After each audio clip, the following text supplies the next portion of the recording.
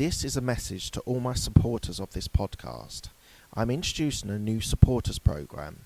You can contribute a small amount as a one-off payment to show your love for this podcast.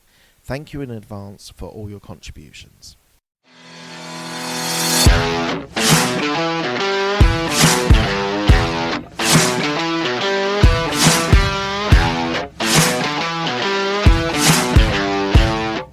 Hi, this is Mark Hayward from the Absolute Business Mindset podcast and YouTube channel. So today I'm going to talk about management. I have 8 key skills and key actions that you should be doing if you are a manager. So I just wanted to do this because I think it's important. There's a lot of people who aren't business owners who listen to my podcast, and actually as a business owner sometimes you need to have managerial skills as well. It's not all about blue sky thinking and strategic views as well. So the first thing, they're in order, basically you need to do these in order.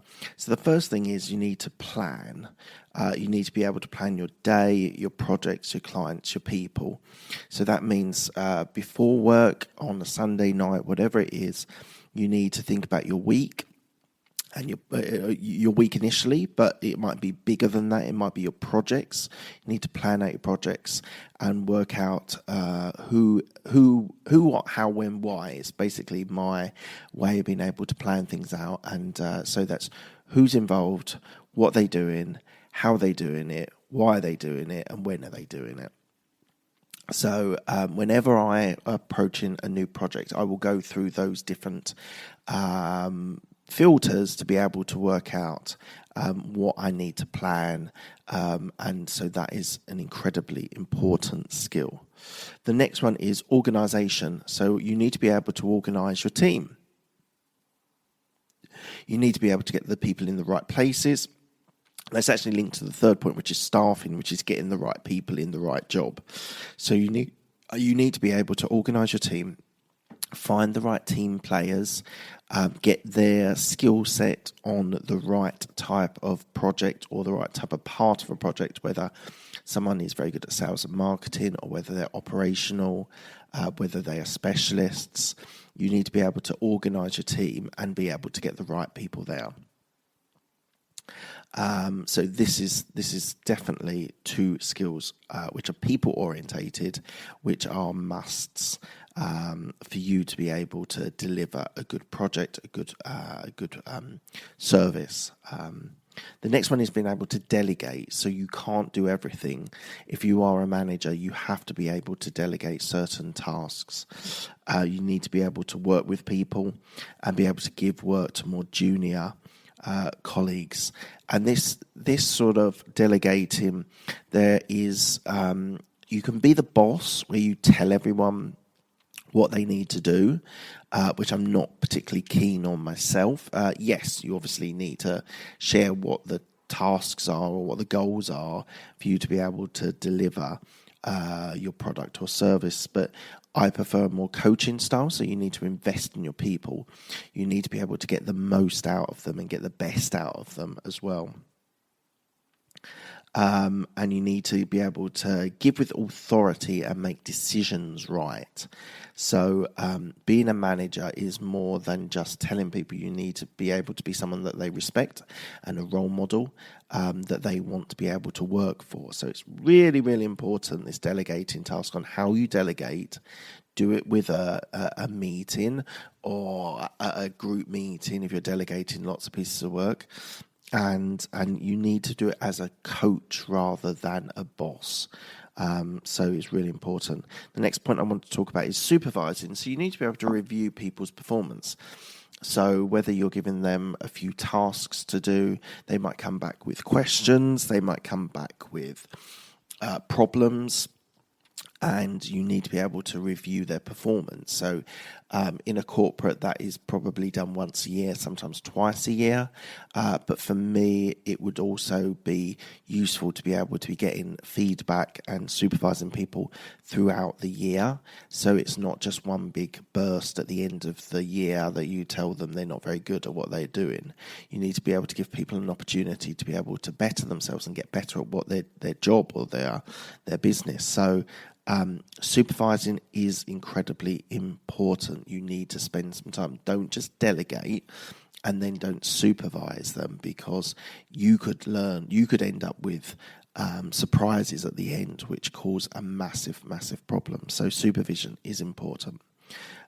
You also need to be able to measure. You need to assess their performance by metrics, and that's why a lot of corporates use SMART objectives. Now, SMART objectives are there to be able to get metrics on how many meetings you attend, how many sales you had, how many meetings, how many opportunities did you find with clients. All these are really important to be able to measure people on their performance, and actually for the employee as well. Those measuring, doing SMART objectives is so important. It gives validity to your assessment, to your measuring. So definitely use those. I've not heard of a better way of doing it since I started using SMART objectives maybe 12, 13 years ago. So we've not found anything better, and I think that's the best place for you to be able to measure your performance. And then there's reporting. So you need to be able to report to your superior, whether it's your partner or whoever. If there's a problem, you need to be able to report that and be able to deal with that. Whether you've got the wrong person in the wrong role, you need to be able to report the problem and be able to deal with the problem. But I think it's important to report in moderation. I don't think we should be too extreme. Some people's actions, could be personal reasons why things are not working as they should do. There are any number of reasons why it doesn't work out. Maybe it's just the wrong skill set. Maybe it's the wrong person. But you should be able to do that in a moderate and a sort of. There's no need for you to be able to shout at people for being bad at their job. There is no excuse for that, in my view. But you do need to report on people's performance.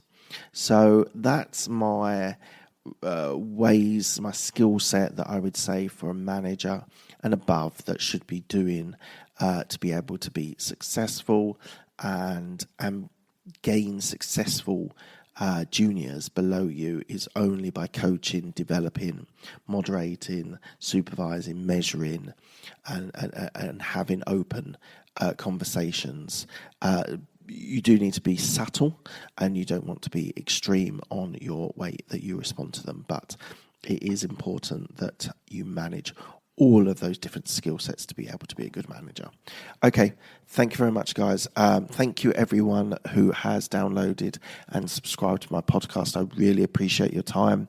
I think it's great that you're coming out in numbers and supporting my work. I just want to say thank you. I am forever grateful for those guys who've been following me from the start, and those guys that have only recently found me but are going back and checking out some of my older podcasts. So really appreciate your support, and thank you very much. Cheers, guys. One last thing before we go, I just wanted to let everyone know about the coaching opportunities that are available to you. I am going to be coaching a number of new people in the coming months, and this is your opportunity to be able to get some. Well, I say FaceTime. It's going to be on Zoom, but some time with me to be able to develop your skills, develop your techniques, your tactics, and be able to be a better employee or a better business owner. If you're interested in this, then please go to absolutebusinessmindset.com. If you go into the contact us, which is at the bottom, and just title it that it's about the coaching, I will be in contact and we can get a session in to do a sort of assessment on what your requirements are, which is the initial assessment. So if you've enjoyed my podcast and you've enjoyed my insights, then this opportunity is now available. So if you're interested, as I say, go to absolutebusinessmindset.com, go to contact us and drop me a note. Thanks, guys. Appreciate your time again. Cheers.